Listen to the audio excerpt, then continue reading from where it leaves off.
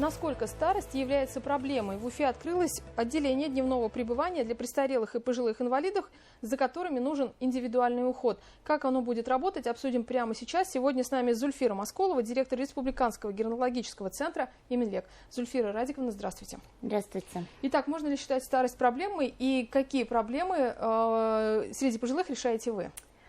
Ну, проблемы, наверное, нельзя считать, ее нельзя преодолеть старостью, мы с вами это знаем, да, но ее можно сделать более активной, ее можно отодвинуть, продлить, и вот в связи с этим в рамках национального проекта «Старшее поколение» на базе геронтологического центра было открыто отделение дневного пребывания для пожилых. Оно создано и призвано для того, чтобы старшее поколение пожилых людей, людям достигшего пенсионного возраста, там 65 плюс 60 плюс, могли бы занять свое время, получить какие-то социальные услуги, а родственникам, например, с небольшими нарушениями когнитивными, то есть они могли бы безбоязненно к нам направить их, чтобы в течение дня эти граждане находились у нас, то есть получатели социальных услуг, как мы их называем в соответствии с 442 федеральным законом. Они могли бы свое время занять, занимаясь какими-то физической культуры, лечебной физкультуры, принимать, например, те же самые соляные ванны, которые есть у нас, имеются. Элементарное общение. Да, элементарное общение. Потом есть культурные мероприятия, которые там вместе с ними проводятся. Трудовые навыки их восстанавливают. Они занимаются какими-то поделками. Работает с ними индивидуально, либо групповой, в общем-то, психолог.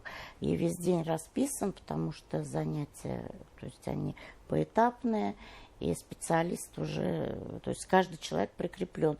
И опять же, тем родственникам, с которым пожилой человек проживает, он спокоен за него, то, что он не откроет газ, то, что он будет накормлен, то, что он будет напоен, то, что его обязательно присмотрят за ним, и он будет занят. И если даже потребуется, например, в силу там здоровья, мы можем его доставить до места. То есть и такая тоже, в общем, услуга есть.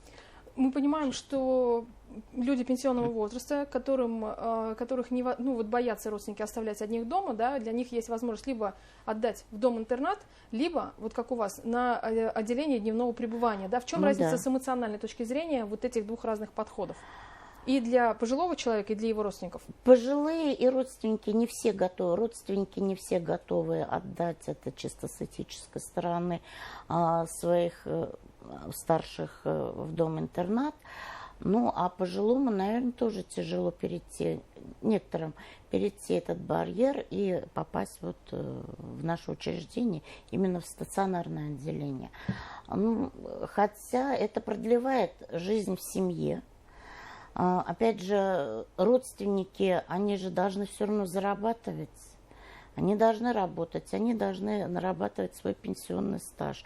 И это в любом случае, когда люди досмотрят за своими родителями, но это хороший пример, он и для подрастающего поколения. Бывают, конечно, случаи, которые требуют действительно там постоянного постороннего ухода, и нужно вот сидеть около него, либо там все-таки пристроить дом-интернат, а здесь же мы продлеваем саму эффективную жизнь пожилого человека, который находится у нас под присмотром. И у него появляется тяга к жизни, потому что у него появляются общения, тут новые знакомства, новые какие-то занятия.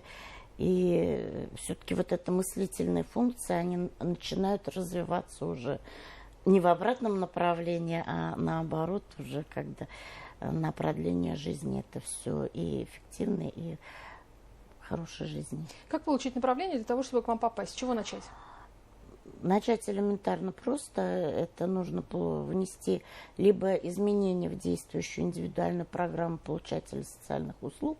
Это те граждане, которые находятся на надомном обслуживании. Для этого нужно обратиться в Республиканский центр социального обслуживания населения по адресу Менделеева 136/2.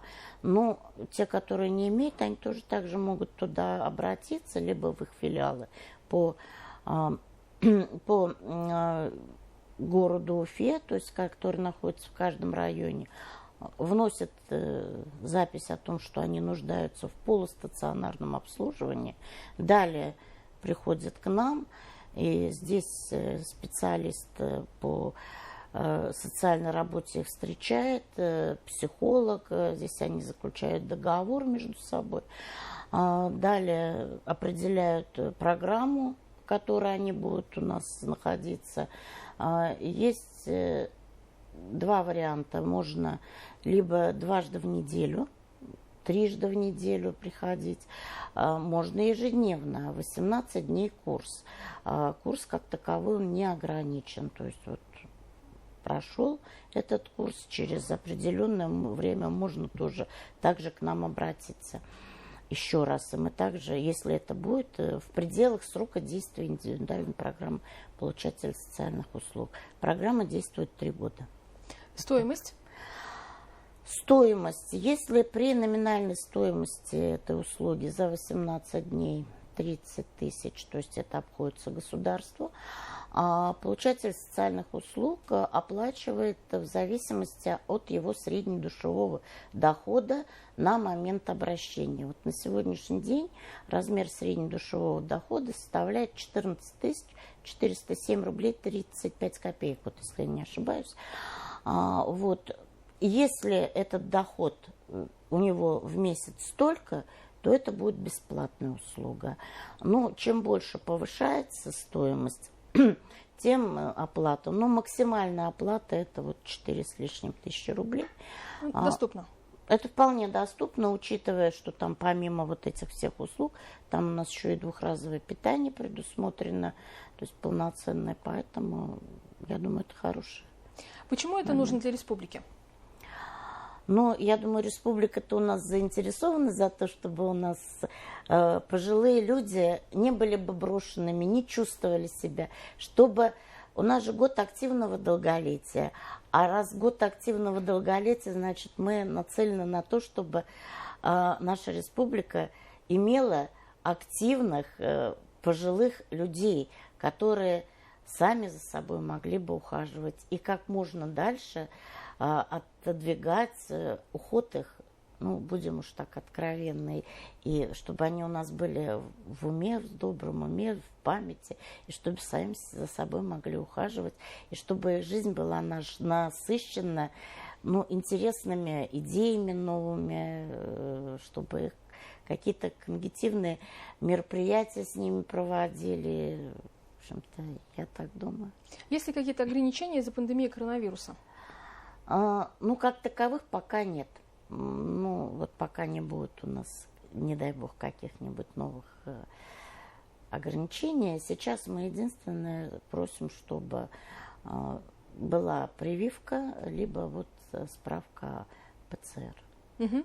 Расскажите, пожалуйста, вот в целом эффективность вы уже увидели? Я знаю, что у вас уже есть несколько людей, которые есть, да, в отделении дневного пребывания? Через нас прошло там около 100 человек на сегодняшний день, да. Люди заинтересованы, нравятся, хотят, и, в принципе, мы тоже заинтересованы, мы тоже хотели бы как бы расширить эти границы, чтобы у нас, что для миллионного человека на сегодняшний день 100 человек. В принципе, мы можем, наверное, и по времени подвинуть, и, наверное, мы можем добавить еще какие-то, вот при получении медицинской лицензии мы...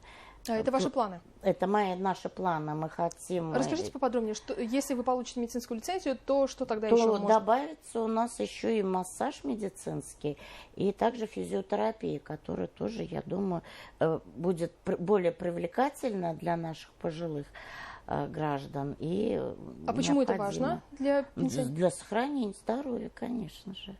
Важно. В этом году планируете уже получить? Надеюсь. Я пока не буду загадывать. Давайте мы вот вперед. Я люблю вот делать все поэтапно, и чтобы было вот все правильно и ровно. И я надеюсь, что в этом году мы получим. Расскажите, пожалуйста, несколько советов нашим телезрителям по уходу за пожилыми, как это правильно делать, да, и насколько важна эмоциональная составляющая? Ой, ну, конкретно по уходу, это ведь у нас разные есть категории граждан. Есть граждане лежачие. У нас есть школа ухода в нашем геронтологическом центре. И, в принципе, пока мы предоставляем услуги по обучению граждан в школе ухода бесплатно. Ну, давайте мы скажем нашим телезрителям, что в Республиканском геронтологическом центре Менлек как раз можно получить всю эту информацию, отправим к вам. И руководитель учреждения Зульфира Москова была сегодня гостем программы «Интервью» в эфире главного телеканала Республики. Не переключайтесь, оставайтесь вместе с нами. Все самое интересное в эфире Башкирского спутникового телевидения.